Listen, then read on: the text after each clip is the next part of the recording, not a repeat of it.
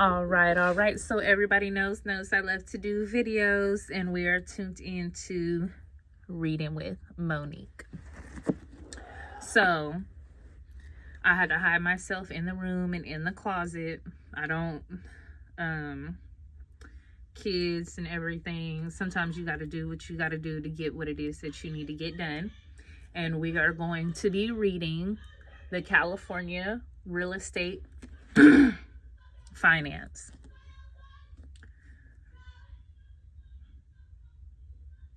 And my kids are in there arguing, but you know what? That's real life. It is what it is. And guess what? If we let everything distract us, we're not going to get nothing done. And that's the story of my life. So you know what? We're going to let them argue or whatever, and we're going to read this book. So again, this is the California Real Estate Finance, and this is the 10th edition. If you have this, you can read along with me. I'm just going to read straight through. I'm not taking no notes. I'm not doing anything as of that nature. We just need to get through the chapter. We're just going to do one chapter at a time. Let's just get it done. See if we can make it through the story of my life. Okay. So we're not going to start with the preface. We're just going to get right into it. And this is the first chapter, Nature and Cycle of California Real Estate Finance. All right. So, historical perspective. Fundamentally, the political, social, and religious structure of a society, no matter how primitive, determines the laws under which it will operate. Those laws that pertain to the acquisition, ownership, and disposition of land are as ancient as humanity. In the earliest times, uncodified laws of might and power determined the owner's rights to territory. More formal land laws were adopted by the Egyptians long before the 1st century AD. Our laws of property are derived from the English feudal system, which originated with the Norman conquest in 1066. As the conqueror and lord, King William was the owner and source of all rights in land. He delegated these rights as rewards for service and loyalty and installed his knights in the castles previously owned by the defeated English king. In turn, these ruling knights could delegate interest in lesser parcels of land under their control to whomever they wish. In effect, this government transformed a military organization into an economic system for control and continuity of land possession. Okay, we're going to have to do this reading with MJ because timeout. Okay, so this is going to be reading with MJ. Those of you who have little kids at the house know that it is very difficult to concentrate and get things done. So she's here with me, and we're going to continue from... You know what? We'll just restart the second paragraph. Okay. As the conqueror and lord, King William was the owner and source of all rights in land. He delegated these rights as rewards for service and loyalty and installed his knights in the castles previously owned by the defeated English king. In turn, these ruling knights could delegate interest in lesser parcels of land under their control to whomever they wish. In effect, this government transformed a military organization into an economic system for control and continuity of land possession. Those people in possession of the land played dual roles as tenants to their landlords and as lords to tenants. With the exception of the monarch, who retained the power of assignment at all times. Thus, the feudal system was one huge life estate, with the heirs of deceased landholders continuing their tenure only at the whim of the monarch. I'm gonna disastin. Remember? No. What, Kimora? Can I come in, please? For what? Because I need to talk to you. Come in, man. I didn't have nothing to do with that. Where are you at? In my closet trying to read. I'm sorry, but I just need to come tell you that I had nothing to do with that. Oh. Sorry, video. I had nothing to do with that. I promise. Kamaya was being stupid. If I had something to do with it, I would be outside with her, but I wasn't. I was in my room. She just did that on her dumb self. I did that on more. I promise you I didn't have nothing to do with that. Please sign this. And I didn't even tell her to do that. Because if I told her to do that, wouldn't I be out there with her? No. You wouldn't. And Watch out. Even if I did, which I didn't, why would she do it? Come on, I don't know what you guys got going on. All I know is I'm trying to sit up there and do my work and get what I need to get done for myself. And you guys keep bothering me. The bums keep trying to bother me. Come on. I'm sorry. One, your sister isn't a bum. Watch how you speak on her name. Yes, ma'am. I told you I didn't have nothing to do with that. Move, MJ. Mom.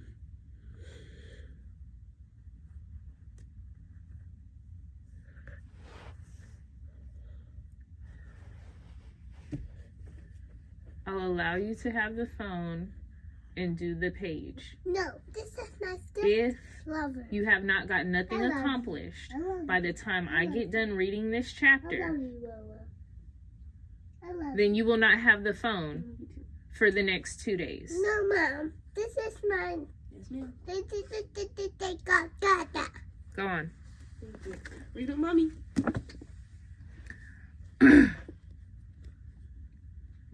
No, MJ, go read 3 hours later, and we're on the third paragraph.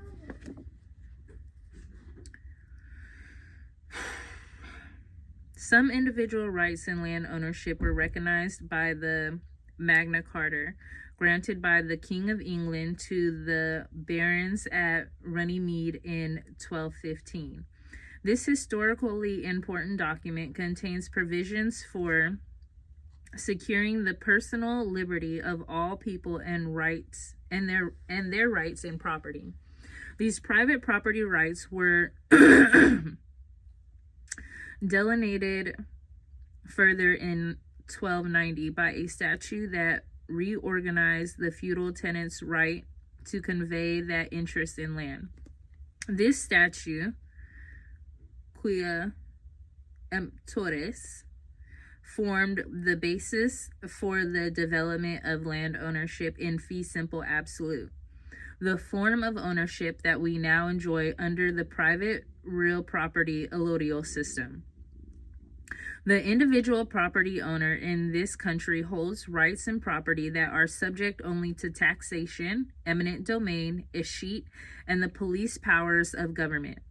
Among the rights of property ownership is the right to finance real estate by pledging the property and rights in it as collateral for a loan. Okay, that was the historical perspective. Nature of real estate finance. No one can question the unmistakable importance of real estate in our lives, complementing its physical importance in the economic impact of real estate on our lifestyles. The industrial and commercial activities of our nation are completely dependent on the land and its natural resources for their existence. Society cannot function without the food, lumber, minerals, water, and other parts and products of our land. Many of us are involved either directly or indirectly in some activity concerning real estate. Farmers and miners, sanitary engineers, surveyors, land planners, home builders, furniture manufacturers, and paint purveyors. All of these people and more All of these people and more depend on real estate and its use for their livelihood. Millions of people are engaged directly in contract construction activities in the United States, with millions more providing them with the materials and peripheral services essential for their work. The construction industry is vital to our country's economic well-being. Any changes in its activities soon affect everyone. A building slowdown results in layoffs and cutbacks. Increased activity stimulates production and service in the myriad areas of endeavor associated with the industry. Not much construction is attempted without funding by loans secured from the various sources of money for real estate finance. In fact, most real estate activities rely on the availability of borrowed funds. Ownership of property. The private ownership of property in California mirrored its changes in governmental domain. The Spanish Empire used the Roman civil law as the basis for ownership. Its elaborate and detailed codes were imposed through royal grants of land given to political or military agencies of the crown.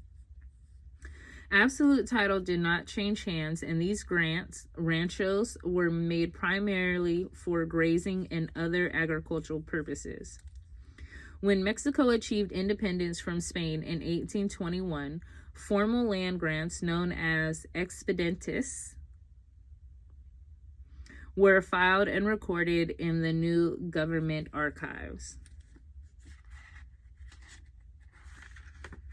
Expedientes.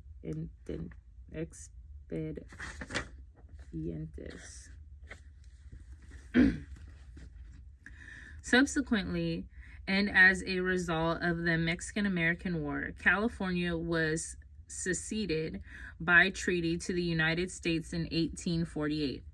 During California's time as a U.S. possession, the expedientes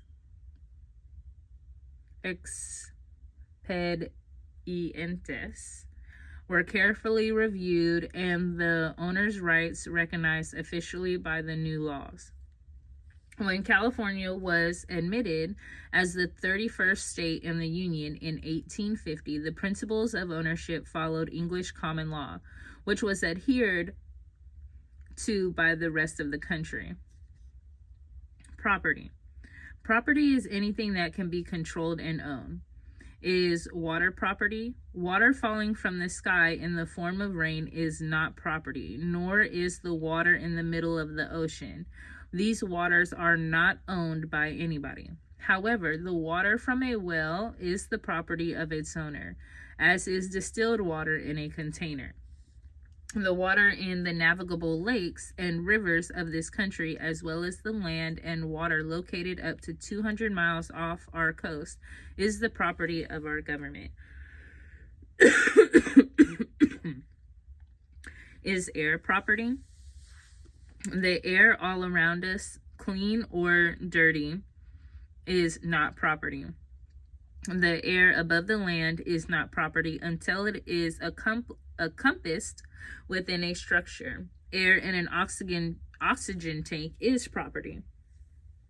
Is an idea property? No, not until an idea is converted into a patented invention or a copyrighted manuscript. It is considered property.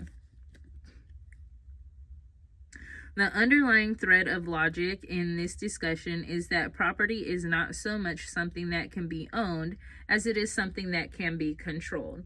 Thus, a lease gives the tenant control. The landlord continues to benefit from the ownership. Our system of government has laws that protect both rights. Real property. Real estate is described as the earth, the land, and all the natural and man-made hereditaments found permanently attached thereto. Hereditaments are things capable of being inherited. Land, streams, trees, minerals, buildings, fences, and other features fixed permanently in place on the land are interpreted as real estate. Thus, real estate is an inheritable estate. Real property is all that is immovable. Real property marries the legal concepts of ownership and control within the physical description of real estate. Now, real property can be further defined as that bundle of rights in property, including possession, control, enjoyment, exclusion, disposition, and others, that enhance the inheritable ownership of the land and everything permanently affixed to it. Real property ownership is transferred by deed and encumbered by the use of a mortgage, a deed of trust, or a land contract. When it is pledged as collateral for a loan, real estate, real property, and realty will be considered synonyms in this book. Personal property, also called chattel. Personal property is generally considered to be anything that is not real property, which presumes that it is movable, not permanently attached to the earth. Thus, automobiles, furniture, clothing, and other portable objects are obviously personal property. A classic example of the various attributes of property is the tree that is real while growing on the land. Personal when in the form of lumber, and real again when in the form of a home. Personal property ownership is transferred by a bill of sale and is encumbered with a security agreement when it is used as collateral for a loan. Clear-cut classifications of real versus personal property are sometimes difficult to identify. For instance, mobile homes are often included in both categories. In some jurisdictions, mobile homes are considered real property when they are permanently affixed to a foundation on a lot. However, if the personal property taxes in the area are lower than the taxes on real property, mobile homes, even the largest double wides, may be sitting precariously upon concrete blocks, with their wheels and tires still attached. Thus, some mobile homes are interpreted as real property, while others, though of similar size and construction, are personal property. Permanently attached to the land then becomes the final arbiter between real and personal property. The term manufactured home is currently used in place of mobile home. Commercial fixtures. The exception to the permanent affixation rule is the category of property classified as a commercial or trade fixture.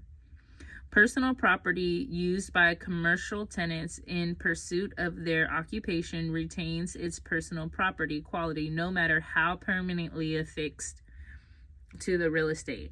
Heating units, coolers, walk-in refrigerators, floor coverings, interior partitions, shelves, counters, cabinets, dental chairs, and all other items that are installed by business and professional tenants remain their personal property and must be removed from leased premises before the expiration of the lease.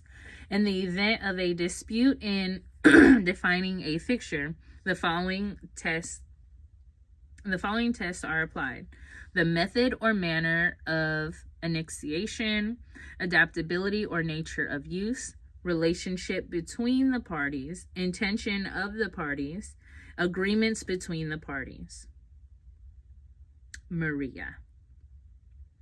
Estates in realty. Ownership under our allodial system evolved from the English feudal system, which ended in the 17th century. Freeholders in possession of real estate registered their land with appropriate government agencies established for the transfer of property into private hands, and the private property allodial system was established. These private ownerships were termed freehold estates. A freehold estate An estate in a fee simple absolute or fee simple ownership designates the highest bundle of rights. A person may enjoy our allodial system and last for an indeterminable length of time. In the language of real estate, a person is said to own a fee in a property as the legal owner. The ownership is defined by the deed held. This fee is what an owner will pledge as collateral to back up the promise to repay a real estate loan.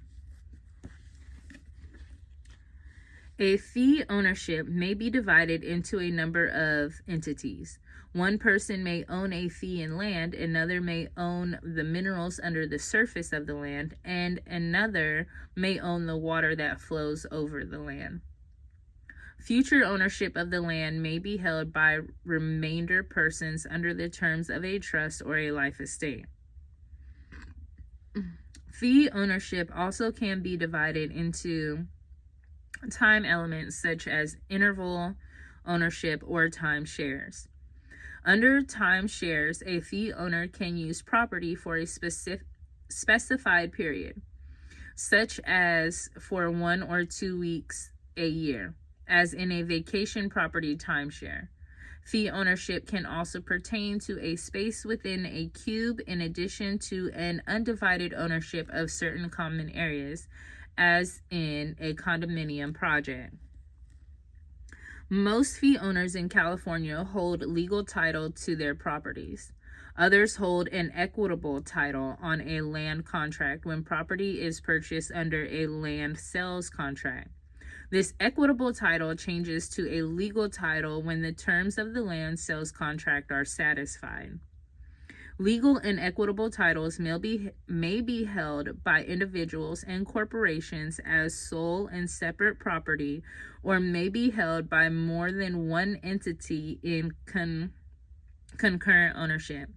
Concurrent ownership in California includes tenants in common partnerships. Concurrent ownership in California includes tenants in common partnerships, community property with a right of survivorship, and joint tenancy. Tenants in common, a partnership, and partnership own undivided, equal or unequal inheritable shares in real estate property. These shares are passed on to the heirs of the owners by the terms of a will or, in the absence of a will, by the California distribution laws.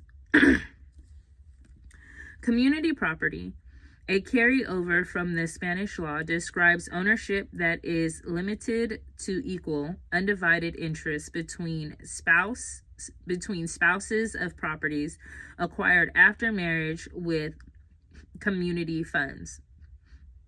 After the demise of either spouse, the deceased one's half interest will be distributed according to the terms of the will. As of July 1st, 2021, community property may also be held with the right of survivorship. Upon the death of either spouse, the survivor automatically owns the entire property.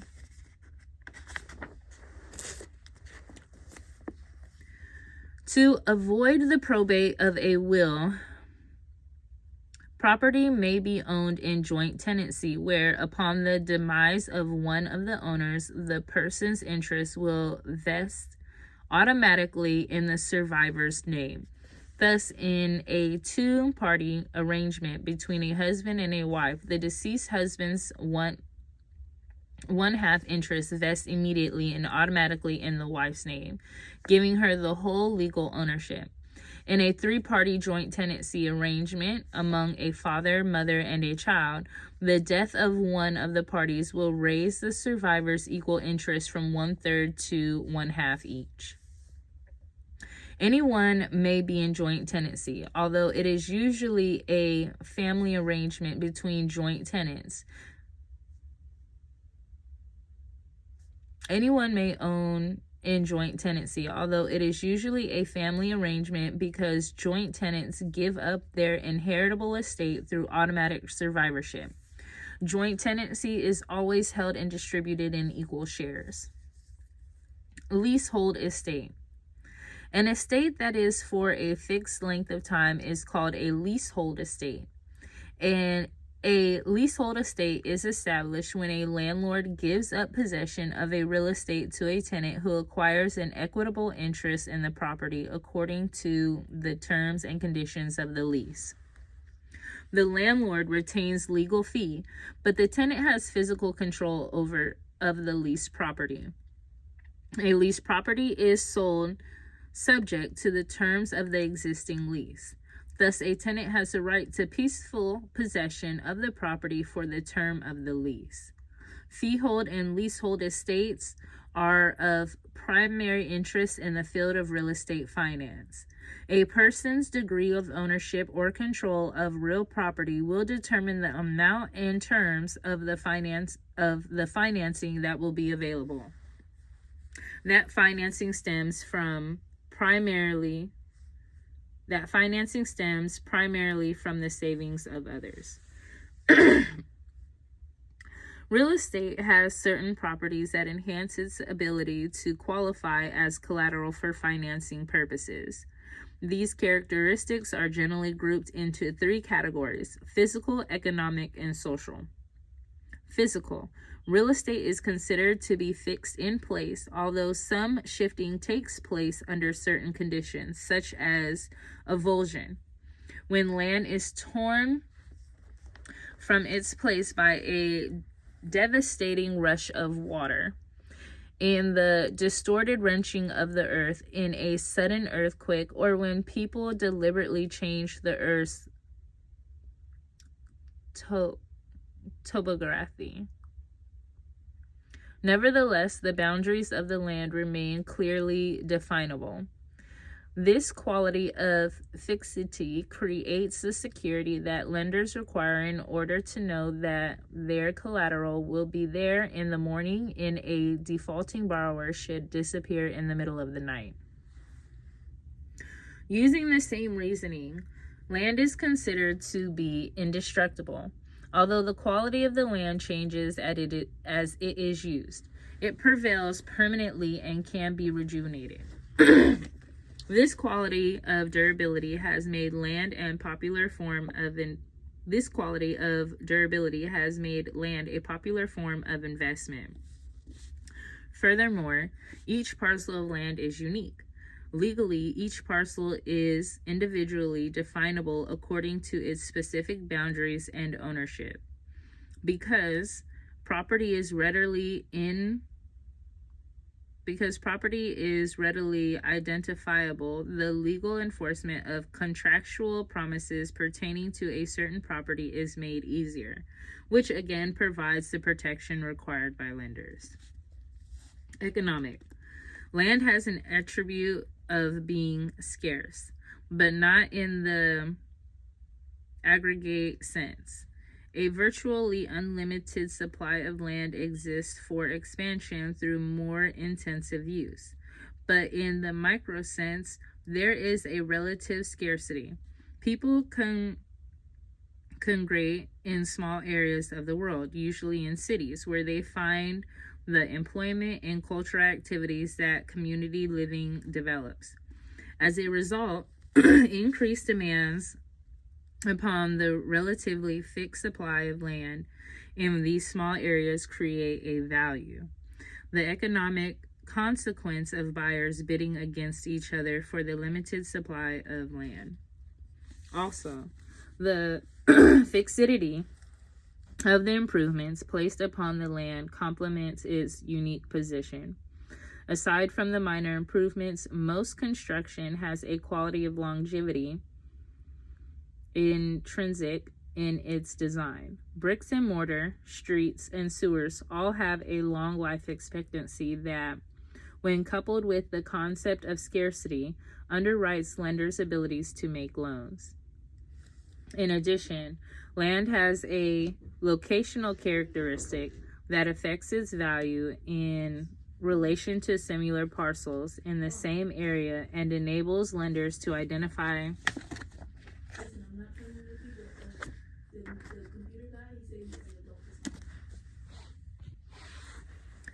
In addition, land has locational characteristics that affects its value in relation to similar parcels in the same area and enables lenders to identify its worth more accurately and important input into the quantity and quality of the loans to be made. Social.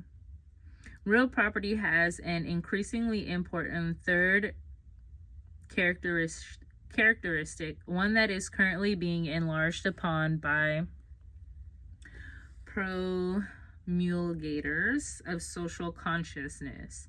This characteristic adds a stimulating but often frustrating dimension to the definition of real estate.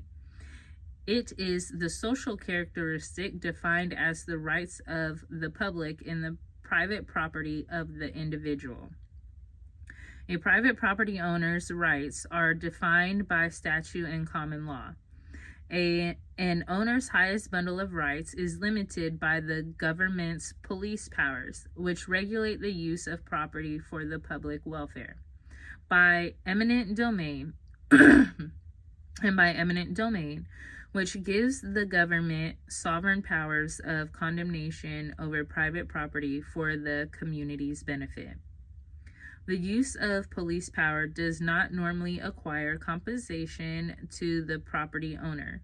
However, the use of eminent domain, considered a taking of private property for public use, usually requires compensation according to fair market value.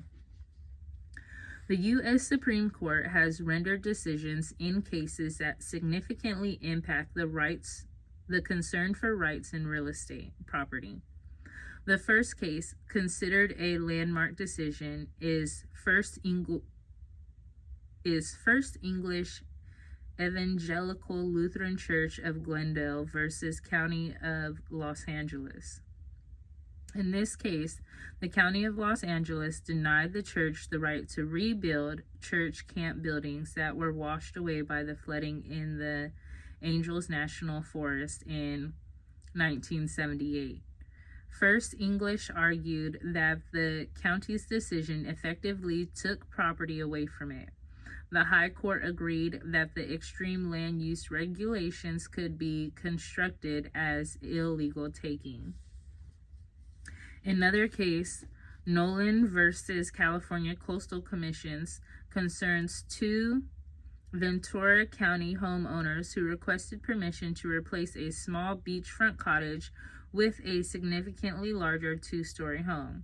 The Coastal Commission required that the public be given access to walk across the beach in front of the home in exchange for the right to develop the land. The Nolans objected and challenged. The Supreme Court sided with the Nolans, maintaining the right to build on a person's own property is not a privilege, but a right that is subject only to reasonable regulation. In 1994, the U.S. Supreme Court ruled in Dolan versus Tigard that the city of Tigard, Oregon, engaged in an uncompensated taking of private property when it refused to grant permission to Mrs. Dolan to pave the parking area around her store building without first dedicating a portion of the land for a public greenway.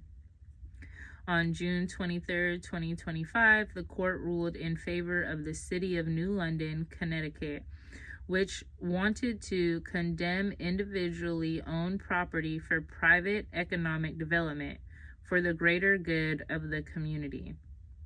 Congress is presently considering adopting the Private Property Protection Act to prevent government entities from seizing property for economic development. The California Community Redevelopment Law prevents such actions.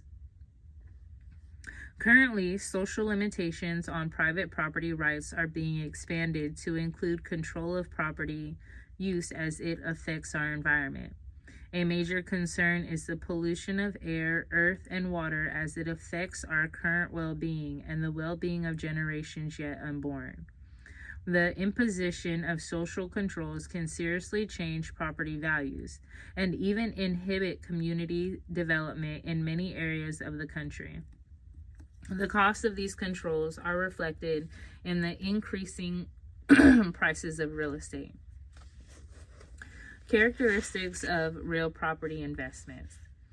Each parcel of real estate is unique and thus requires an individual investment analysis relevant to its specific location's attributes. However, all real property has certain common characteristics that affect its value.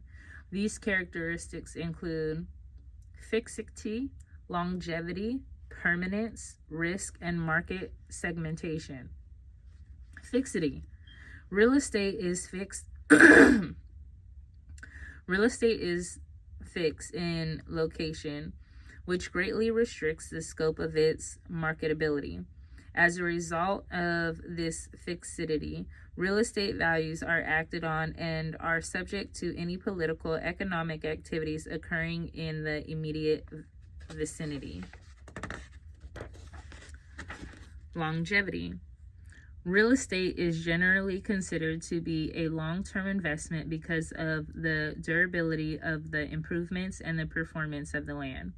This quality of longevity enables investors to estimate with some degree of reliability the present value of a future stream of income for their properties.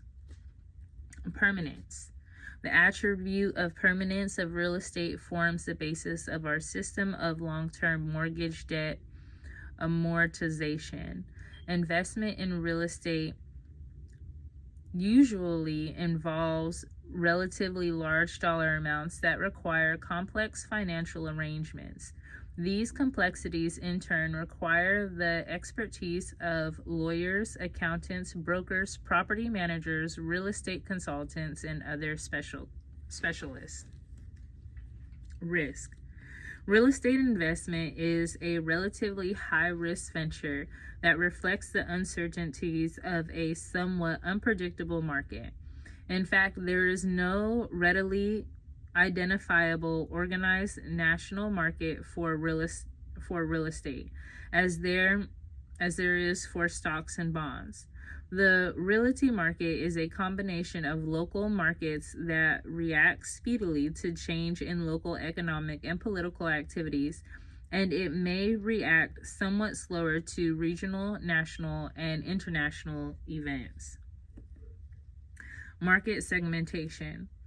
The fractured aspect of this unorganized and largely unregulated real estate market is further complicated by the lack of standardization of the product and the fact that the most of the market's participants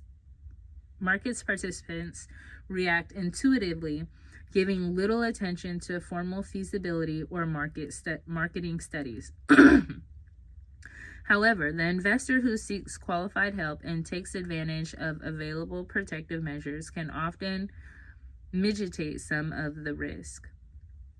Besides these inherent characteristics of real property, many government activities also directly or indirectly influence property values.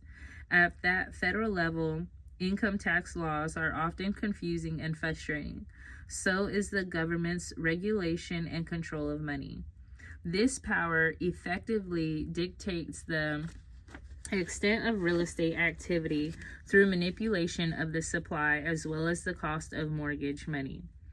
Our various levels of government also function in numerous other ways to affect real estate property values. Environmental controls and impact studies add time and cost to the development of land, costs that are inevitable paid by consumers. Local political attitudes regarding zoning and growth restrictions act to raise the prices of property already developed, effectively creating a monopolistic position for their owners. Fueling these political attitudes is the anti-growth philosophy of citizens in some areas where property taxes and other public costs are rising at an alarming rate to serve an everlasting increasingly population. Not in my backyard is Not in my backyard is becoming the slogan in these troubled cities. Purposes of investing in real estate: to preserve capital. A primary reason for investing in real estate in the preservation and possible enhancement of the capital invested. Generally, owners have enjoyed rising property values over the years. Consequently, the capital value of the investment is preserved or increased by appreciation. It is precisely for this reason that real estate investments are described as hedges against inflation. Theoretically, the values of real estate fluctuate with local market cycles, but real estate values tend to rise over the long term. A real estate investment may build up additional equity for its owner through reduction of the mortgage debt, the periodic repayments of the principal amounts owed on existing financing, increasing and equity in property. This increasing equity can be secured for reinvestment either by refinancing the mortgage or by selling the property. Depending on the market, in fact, one of the more important benefits of investing in real estate is the ability to reuse the capital through periodic tax-free refinancing, while at the same time preserving the value of the investment. In addition, the owner's equity in an income may be raised by increasing the amount of the net operating income, NOI, which invariably raises the total value of the investment. Although the problems associated with tenants are legendary as well as endless, tenants often improve the property they occupy to enhance their living environment. These betterments tend to increase a property's value and are invariably left behind with the tenant's move. This not only preserves an owner's capital investment, but actually enhances it, sometimes substantially. To earn a profit. Fundamentally, all investors in real estate seek a profit on the money they invest. By definition, an investment of any kind is a commitment of funds, with the intention of preserving capital and earning a profit. For real estate investors, these profits assume two forms. The income stream from the tenant's rents should generate one kind of profit. The gross amount of rent should be adequate to pay for all the fixed and variable operating expenses of the property, with enough remaining to show a return on the investment. Thus, an investor anticipates that the income will provide a steady cash profit while the invested capital remains protected over time. While the property is sold, this investment will be recovered intact, or better still, a gain will be made. This gain reflects the increase in the property's value during the time it was held and is the second form of profit that can be earned by a real estate investor. Before committing any funds, an investor should carefully analyze the returns available from opportunities other than the purchase of real estate. For instance, a viable alternative to investing in a real estate venture is to deposit money into a government security that pays interest each year. The annual interest or profit before taxes that would be earned on this investment becomes a benchmark against which to measure the anticipated profitability of an alternative investment. The principal can be withdrawn from this security at a specific time, so it meets the requirements of an investment, preservation of capital, and generation of a profit. If we analyze a real estate investment that shows an annual return before taxes with the possibility of recovering the full investment within some identifiable future time period, we see a situation that parallels the government security.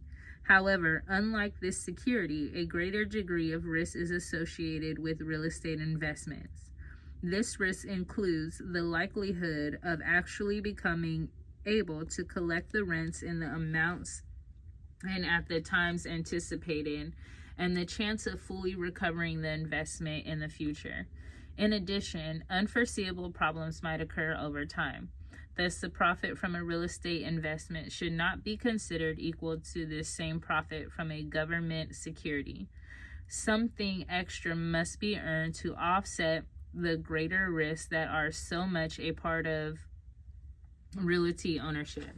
In addition to compensate for lack of liquidity, real estate investments must develop even larger returns. Unlike other investments, real estate is often difficult to sell at a specific point in time. Therefore, to be viable, a real estate investment should be designed to develop a relatively higher rate of return profit than is available from other safer, more liquid investment opportunities. To enjoy tax relief. Under the current income tax code, unlike many other investments, the income derived from rental real estate can be sheltered subsequently to diminish the income tax liability and thus enhance the bottom line return. After all income from a rental property is accumulated for the year, the expenses incurred to develop this income may be deducted within limitation, effectively sheltering this amount from income taxes. These expenses include all operating costs, such as management fees, property taxes, utility expenses, repairs, maintenance, advertising, bookkeeping, and others as required. In addition, the interest paid on existing real estate loans is deductible, as are allowable amounts of depreciation. Thus, the gross income derived from rentals is effectively reduced to a net amount that is then subject to the imposition of income taxes at the taxpayer's bracket. In addition, real estate investments are normally made for extended periods of time, and as such, enjoy the tax limitations available under long-term capital gains when the investment is sold for a profit. The full ramification of the current tax laws as they apply to investment decision making will be examined in later units.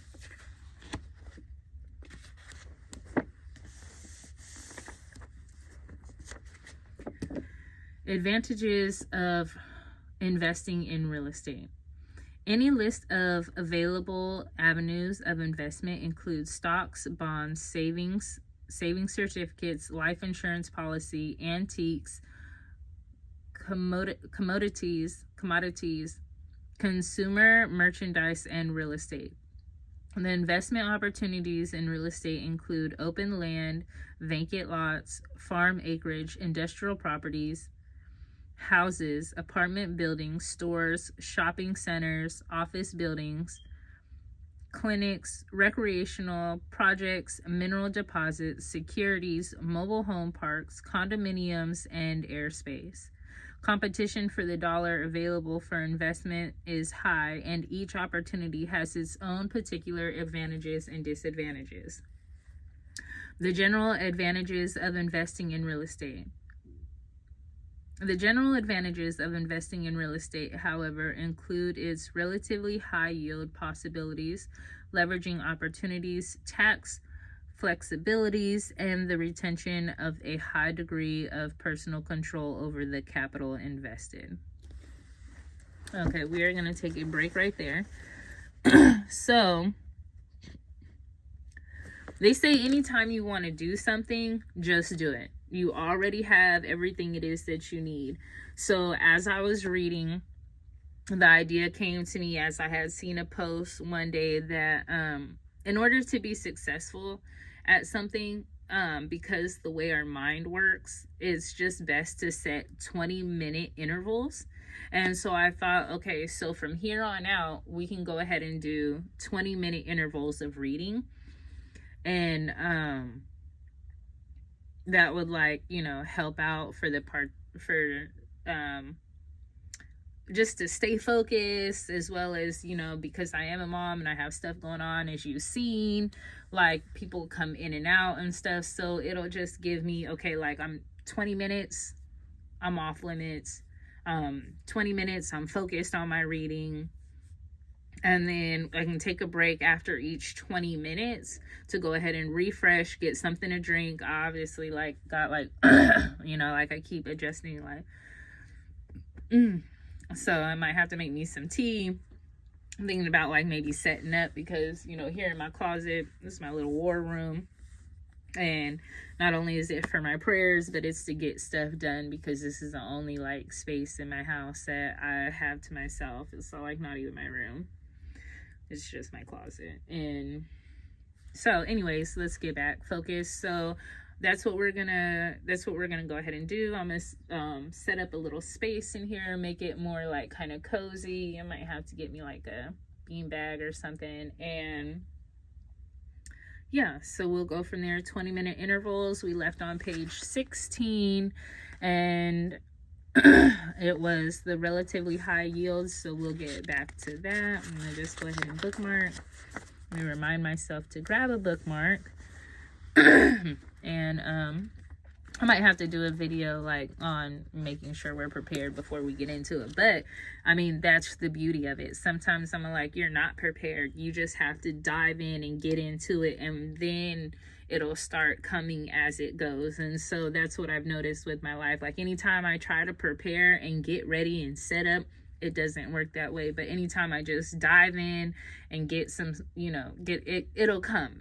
So I don't want nobody to be discouraged if you are doing real estate, or if you're doing anything else with your life and you're a single parent and it's just a lot going on all the time, 24/7.